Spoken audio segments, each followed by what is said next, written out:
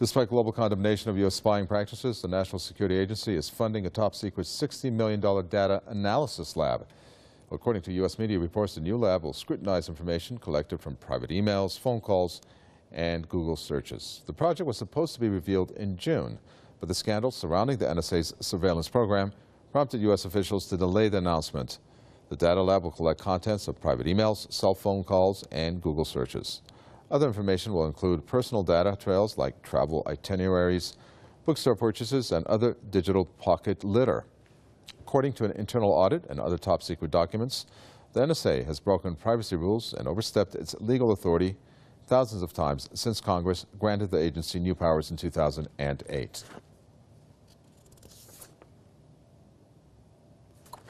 David McMichael, former senior CIA analyst, joins us on the phone from Washington. David McMichael, nothing really new here.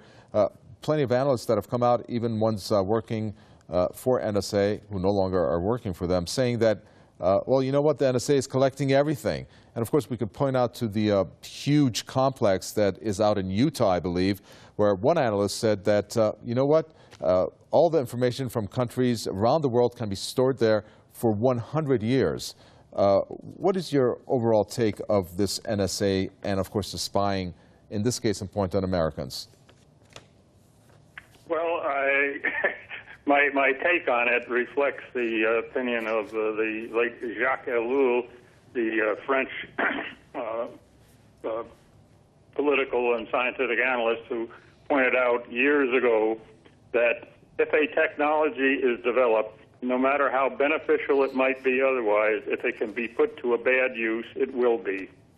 And this is part of what's happening here with this rapid development of the technologies, which allows the interception of all these communications.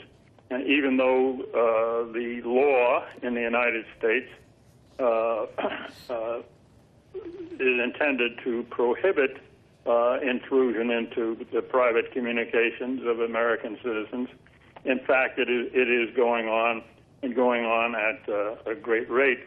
A very important piece appeared today in the Washington Post, based on a leaked documents provided to the Post by Edward Snowden quite some months ago, and it shows these in 1 month alone, for example, of May of 2012, 2,700 violations of the privacy communication laws. And the article, which is excellent and is summarized in the New York Times today and was discussed at some length on the Amy Goodman Democracy Now program this morning as well, raises questions about whether the Foreign Intelligence Surveillance Court, which is supposed to monitor this, is really able to hold the NSA accountable. And even after, for example, in one case 2 years ago, it found the NSA exceeding its authority severely. We can't even get this opinion because the White House, the current administration, while the leak has shown that in this opinion, the surveillance court found what the NSA was doing unconstitutional, the current Department of Justice, the Obama administration, is opposing a lawsuit which has been filed under the Freedom of Information Act seeking publication of the opinion. So it's a continuing scandal here.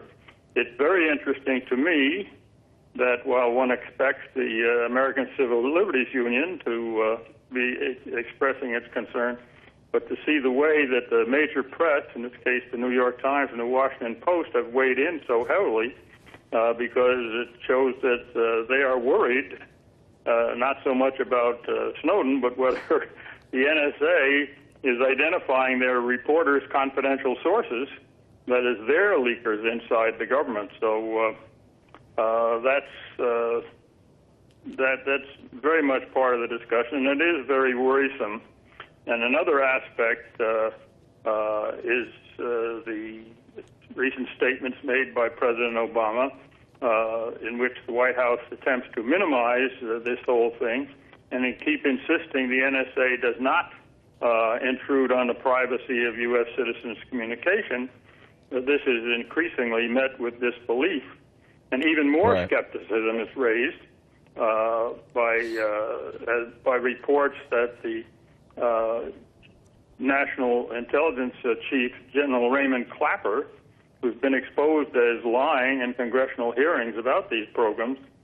I remember he famously said he had made to Congress the, quote, least untruthful statement, close quote, he could, is now being tapped, rumors at least, that he will be in charge of investigation into the latest NSA affair.